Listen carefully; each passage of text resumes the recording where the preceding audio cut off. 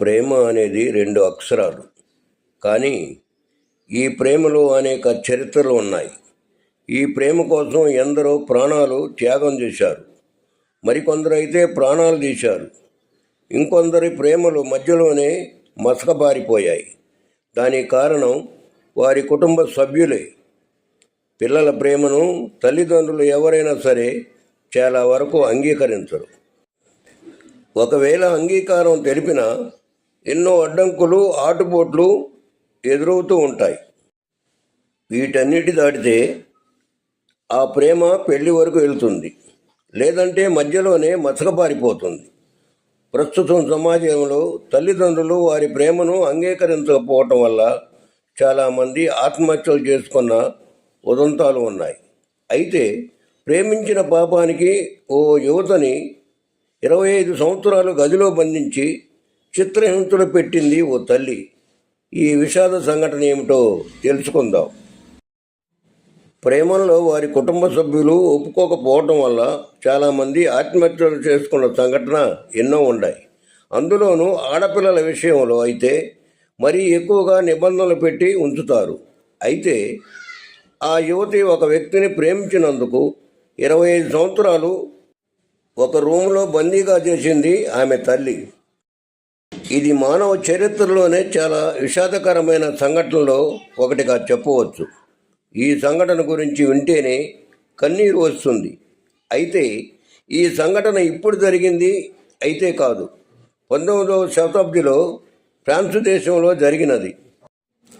వివరాల్లోకి వెళితే 1876లో ఫ్రాన్స్ దేశంలో ప్లాన్ బ్యాన్చే నియర్ అనే యువతి ఒక యువకుని ప్రేమించింది. అప్పుడు ఆమె వయసు 25 ఏళ్ళు. ఆమె ప్రేమించిన వ్యక్తి ఆమె తల్లికి నచ్చలేదు. దీంతో తన కూతురు ప్రేమను అంగీకరించలేదు. అంతేకాకుండా మరొక వ్యక్తితో ఆమెకు వివాహం చేయాలనుకుంది. దీంతో సదరు యువత నిరాకరించింది. తనకు ప్రేమించిన వ్యక్తి కావాలని తెగేసి చెప్పింది. దీంతో ఆగ్రహానికి గురైనటువంటి ఆ తల్లి తన కొడుకు సహాయంతో ఆ యువతని చీకటి గదిలో బందీ చేసింది. గొలుసులతో కట్టింది. ఆమె చేసిన చిత్రహింసలు ఎన్నో. ఆ శబ్దాలను విన్నటువంటి బయట వ్యక్తులు ఆమె తల్లిని ఆరా తీయగా తన కూతురుకు పిచ్చిలేసిందని చెప్పింది.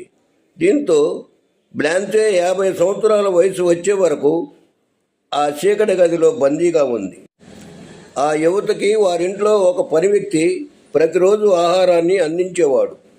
ఆమెను గొలుసులతో కట్టి పడేయటం వలన ఆ యువతి మలమూత్ర విసర్జన కూడా అక్కడే చేసేది. దీంతో ఎంతో దౌర్భాగ్యమైన జీవితాన్ని ఆ యువతి అనుభవించింది. చివరికి ఈ విషయం బయటకు రావటంతో పోలీసులు ఆమె ఇంటిపై దాడి చేశారు. ఆ యువతిని చూసి నిర్ఘాంతపోయారు.